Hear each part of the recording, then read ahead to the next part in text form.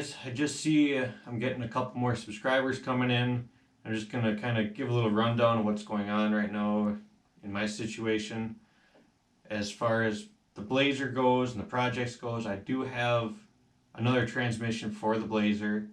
I ended up taking another Turbo 350 core that I had, sending it into Affordable Transmission, and I had him just be like, hey, I'm going to abuse this. I'm doing burnouts, donuts, maybe put some more power to the motor. I don't know. But he ended up building me a Turbo 350. So he says it'll hold up to what you want to push at. I'm like, perfect. Paid him, that was it. When I sold my snowmobile at the Princeton swap meet, I ended up buying, good old Maverick here. It's the 85 Ninja 600R. I do have the gas tank for it. It's just whoever had this really messed it up. I mean, they hacked the exhaust off it.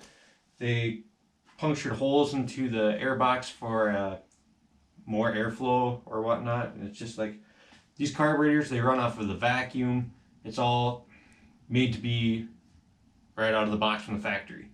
So I did end up buying factory exhaust for it. I'm just going to plug up some of these holes. And I went through and rebuilt the carburetors already. I bench tuned them, and I just got to get it running reliably and kind of get all this stuff fixed up before I go in and get it all tuned. But yeah, so we discussed the Blazer, we discussed the bike here. It's the 1st of October. It's 54, 55 degrees outside. It's rainy, it's cold. That's why this is in here, because I want to keep working away at this. That way, come springtime, I have something I can go cruise around on. As far as the Firebird goes, that's been a 10-year project in the making now. I know, that's a long time. Last time I personally drove it was 2012. I put on about 150 miles. Ended up getting a really bad rod knock racing a Mustang. Young and dumb. But it is what it is. As far as that, it just needs back brakes. The caliper's already there. I just got to run the line. It needs fuel lines. I got a new sending unit and everything to run factory gauges off of. As far as that goes, and then just move my shifter back. I'm gonna have to extend the shifter linkages. I'm really not motivated on that, but I got to try to push through it and get it done. I'd like to get the Blazer done first, so that way I can move it around the yard. Because right now, I lost all my gears except first. I even lost park, so it's all blocked up and everything. So it really sucks. Started up, it won't idle. It's just 100% engaged. It just wants to go.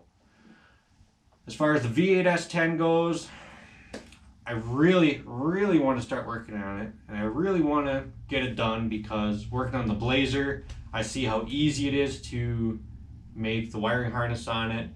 I already have a bunch of parts sitting in the other room for it, like my throttle cable, I got clutch reservoir, I got clutch lines, I got some brake components, because it needs a little bit of everything. I got another rear end for it. Came out of, I think the guy said 2001 Blazer.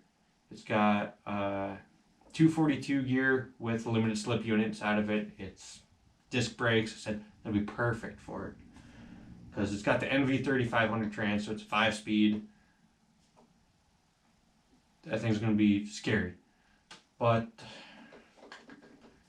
otherwise, another project I ended up getting, I went to one of those Vanderbrink auctions, and I ended up picking up a early Saxon Roadster, which I got for $150.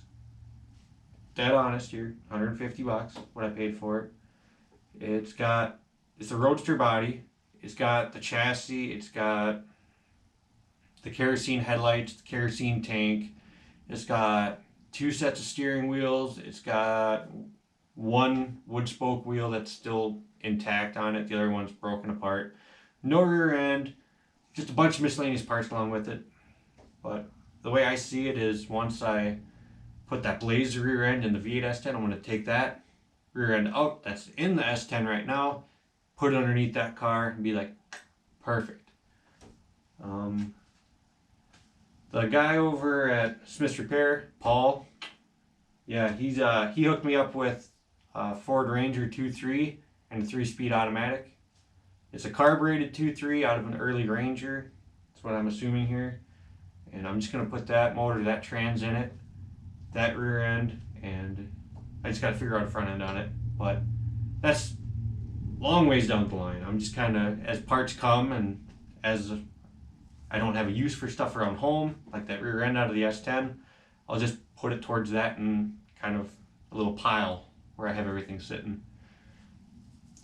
Otherwise, what's going on in the next couple months? I got a 2013 Dodge Charger Pursuit. It has the 5.7, and I messed it up last October. I haven't driven it since. It's been kind of stored away, and I'd really like to get that on the road again.